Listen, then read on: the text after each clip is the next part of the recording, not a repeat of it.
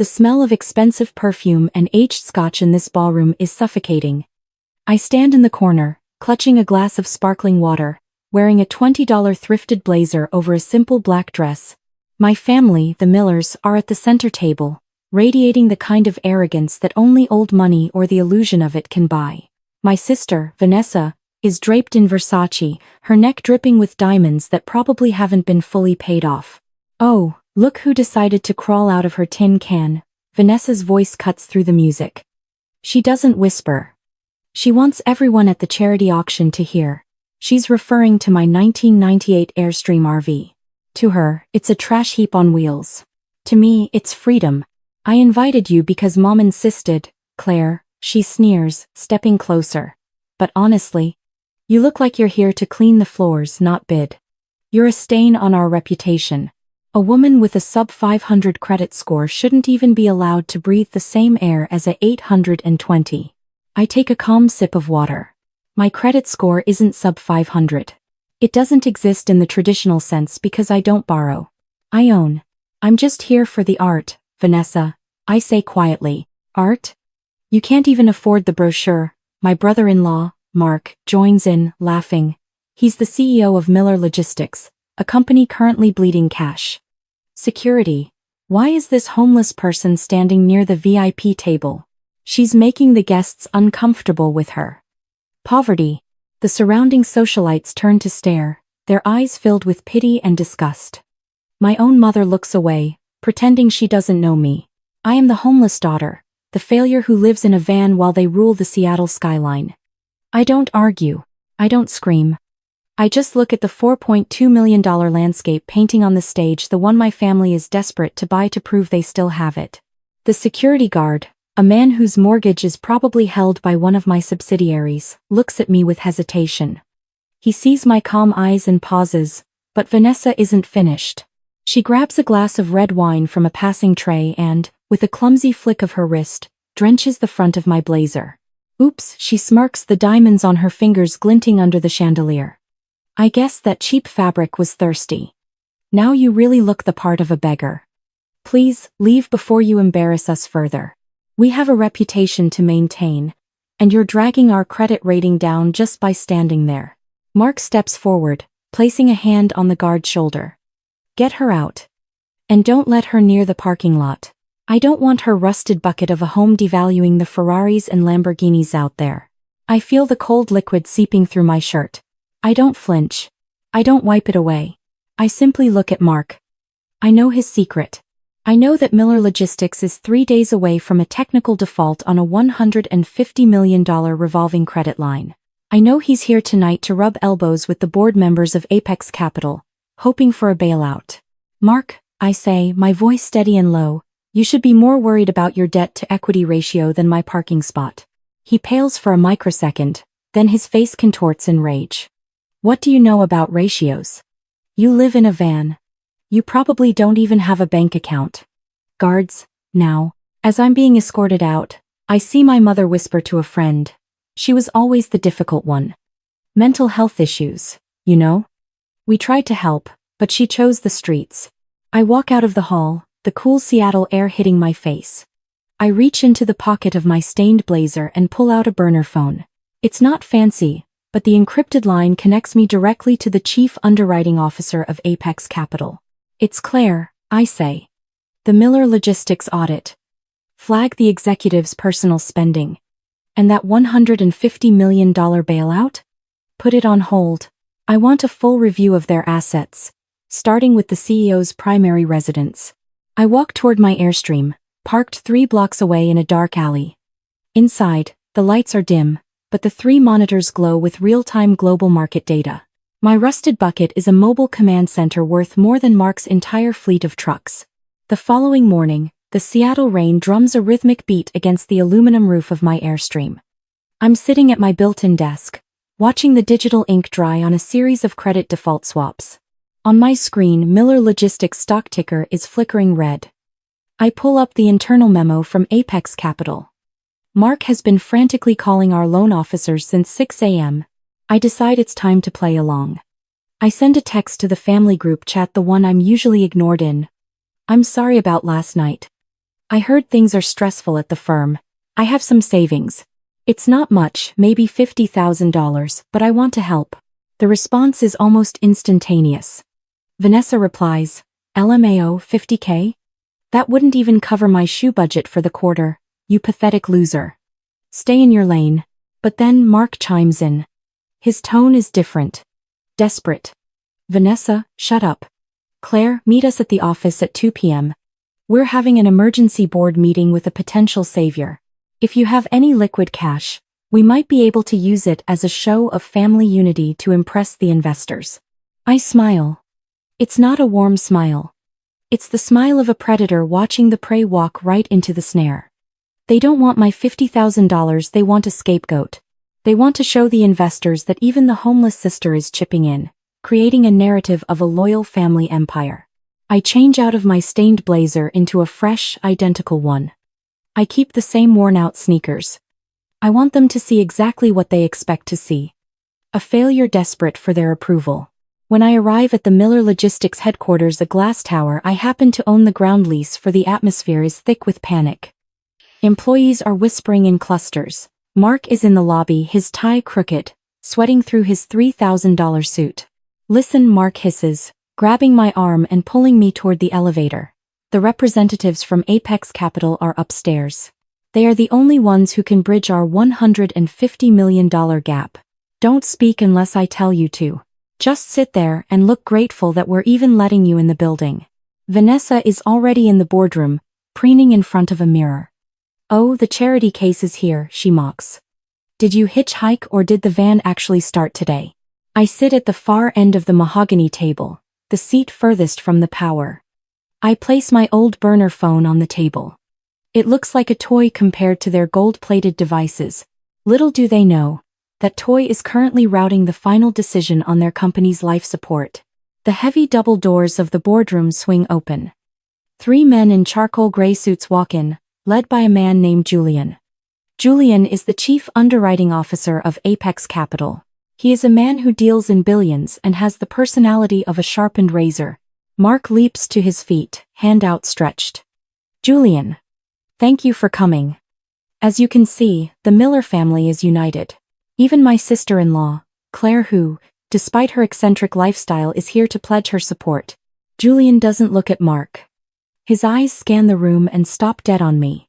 I give him a microscopic shake of my head. He understands the assignment perfectly. He ignores my presence and sits down. Mr. Miller, Julian starts, his voice echoing in the silent room. We've reviewed your application for the $150 million emergency credit line. To be blunt, your credit score as a corporation has plummeted to junk status. Your personal assets are tied up in lawsuits, and your sister's jewelry collection, which you listed as collateral, is 40% counterfeit. Vanessa gasps, clutching her neck. That's a lie. These are real. Julian ignores her. However, there is a path forward. A private investor has expressed interest in a total acquisition. They will pay off your debts, but you and your family must resign immediately and vacate all company-owned properties by midnight. What? Mark screams, his face turning a dark shade of purple. Resign? This is our legacy. Who is this investor? Some vulture fund. The investor is a private entity known as Silver Airstream Holdings, Julian says calmly. Mark laughs, a hysterical, sharp sound. Silver Airstream? Like a trailer? You've got to be kidding me. I'm not selling my empire to someone named after a camper. Claire, do you hear this? This is what poverty looks like. Even the big investors are making fun of us now. I look at the clock on the wall. 2:15 p.m. The markets have just reacted to the rumor of the default. Actually, Mark, I say, my voice cutting through his hysteria like a knife, the name isn't a joke. It's an homage to low overhead and high mobility. Vanessa sneers at me. Shut up, Claire. The adults are talking. Julian, please. There must be another way. We have a reputation. Our credit score used to be perfect. Used to be, Julian says, standing up. But as of 5 minutes ago, Apex Capital has officially denied your loan. And Silver Airstream Holdings has just purchased your primary debt from the secondary market. You don't owe the bank anymore, Mr. Miller. You owe them. The room falls into a deafening silence. Mark's hands are shaking so violently he has to grip the edge of the mahogany table. Who? He whispers. Who is Silver Airstream? I want to speak to the owner. Now. I lean back in my chair, the one at the very end of the table. I pick up my old burner phone and tap the screen. You're looking at her, Mark. Vanessa bursts into a shrill, mocking laugh. You? Claire, the wine from last night must have soaked into your brain. You live in a tin can and buy clothes from a donation bin. You don't own a company. You don't even own a functioning shower. I don't respond with words. I tap a button on my phone, and the massive 85-inch presentation screen on the boardroom wall flickers to life. It's not a PowerPoint. It's a live view of the Miller Logistics internal server, showing an administrative override. At the top of the screen, in bold, gold letters, is the parent company logo, Silver Airstream Holdings. Underneath it, a single name is listed as the sole managing member, Claire Miller. Julian, I say, my voice flat and devoid of emotion. Explain the situation to my former family. Julian stands at attention, his eyes fixed on me with professional reverence. As of 2:14 p.m., Miss Miller has exercised her right as the primary debt holder to convert your outstanding loans into 100% equity. She now owns Miller Logistics, this building, your fleet of 600 trucks, and the corporate leased mansions you all currently reside in. Your credit cards, the ones backed by the firm, were deactivated 3 minutes ago. Vanessa's face turns an ashen gray. She frantically pulls her phone out, trying to open her banking app. Declined, she whispers, her eyes wide with terror. My black card. It's declined. Mark looks at the screen, then at me, then back at the screen. He looks like a man watching his executioner. How? You were a failure. You were the one we had to hide from our friends. I wasn't a failure, Mark, I say, standing up slowly. I was a ghost. While you were busy maxing out credit lines to buy status you couldn't afford, I was building a private equity firm that buys people like you for breakfast.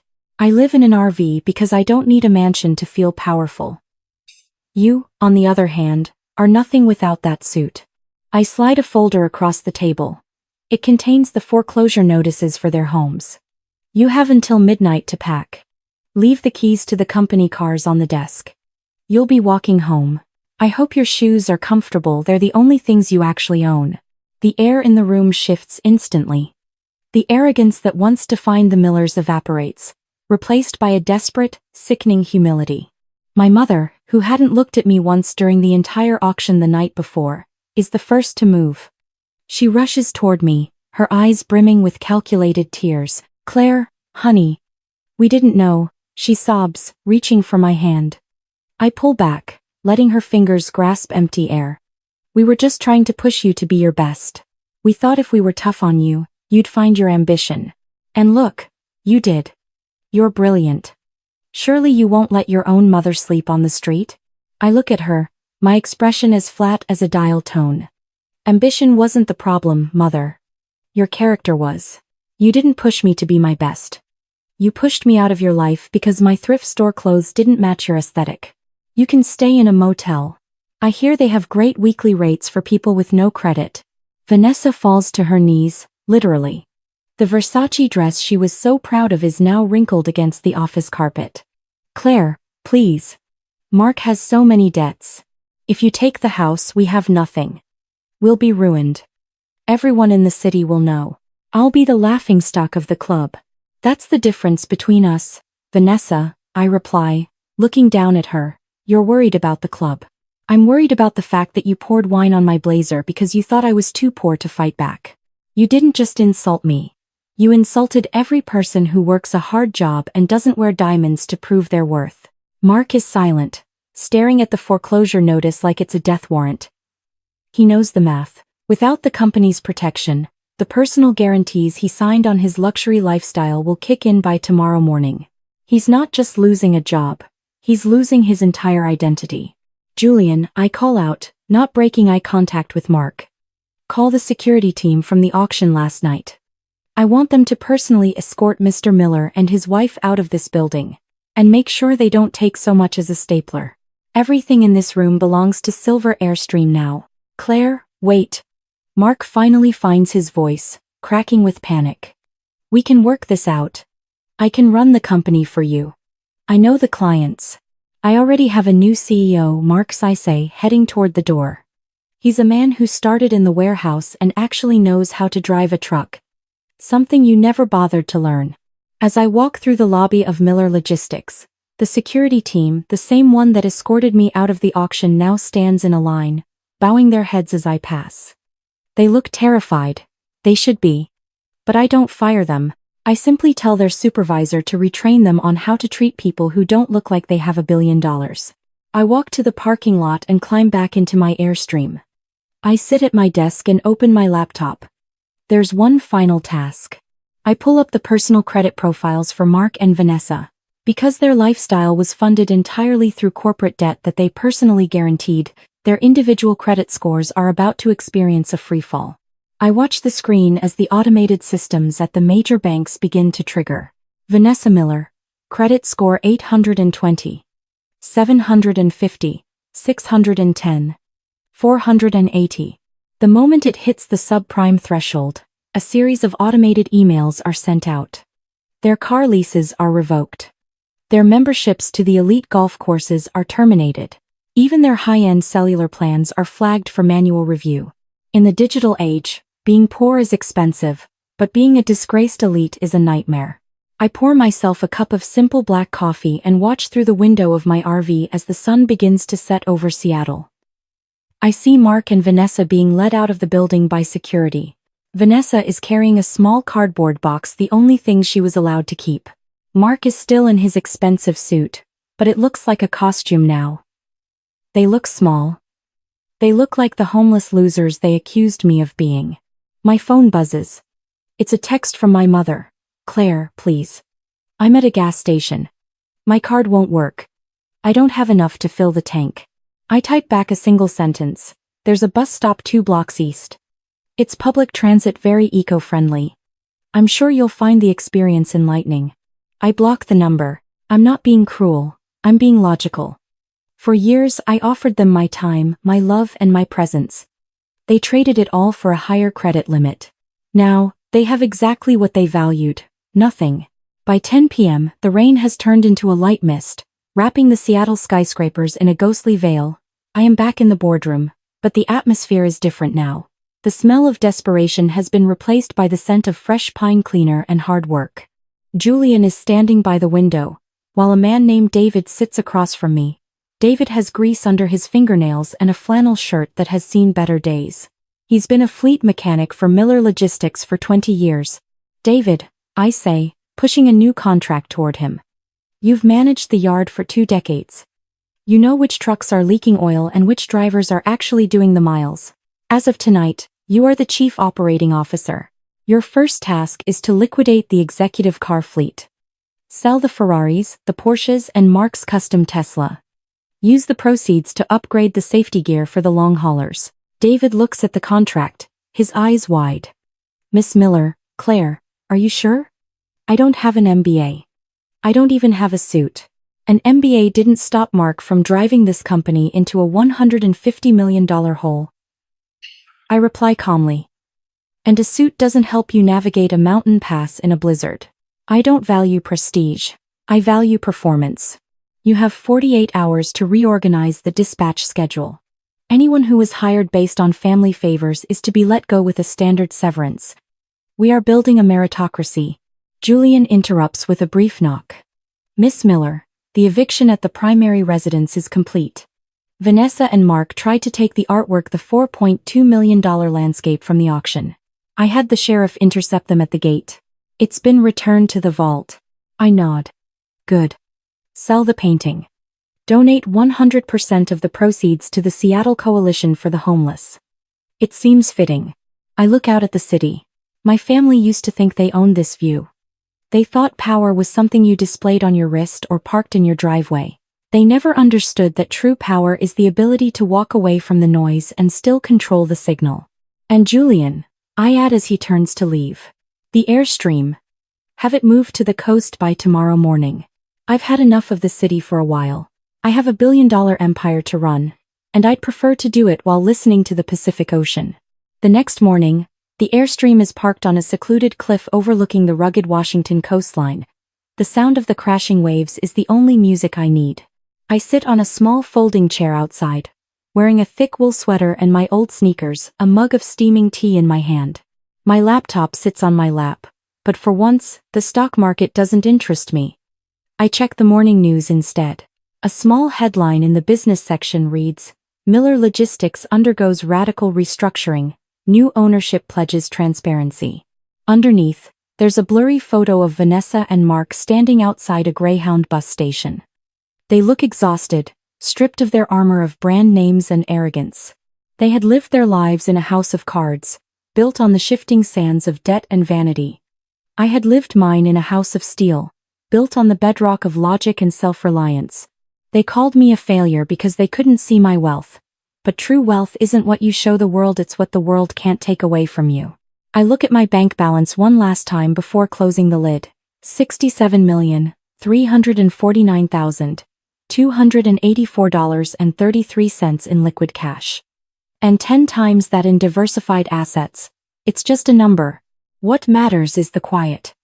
No more insults, no more wine-stained blazers, no more family members who only love the version of me that fits their budget. I take a deep breath of the salt air. I am Claire Miller. I own an empire, I own my life, and most importantly, I own my peace of mind. And that, in the end, is a credit score that no bank can ever touch. The sun breaks through the clouds, illuminating the horizon. I have work to do, but for the first time in 34 years, I'm doing it for myself. The road ahead is wide, open, and entirely mine.